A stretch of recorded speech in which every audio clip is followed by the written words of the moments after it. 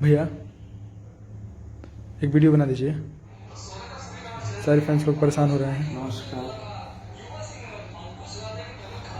ठीक बानी एक्चुअली मैं हर्निया का प्रॉब्लम है ना भैया, तो एकाएक दर्द होने लगा।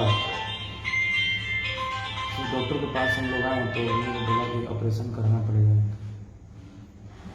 इमीडिएटली। तो हम लोग ऑपरेशन कराए, अभी ठीक है आप लोग के दुआ आशीर्वाद से। कुछ लोग बताए कि बहुत सारा मतलब न्यूज़ फैल गया कि आप बहुत ज़्यादा तबीयत खराब है। तो हमारा बहुत तबीयत नहीं खराब भैया, हम ठीक बानी और पहले से स्वस्थ बानी। जरा साथे लाखों करोड़ जनता बा ओकरा साथे हमें लगा था कुछ ना हो सकेला। बस आप लोग के प्यार रही, आप लोग दुआ करी, आप लोग के दुआ से हम बहुत जल्द ठीक होके स्वस्थ होके और फिर वो वीडियो बनाए।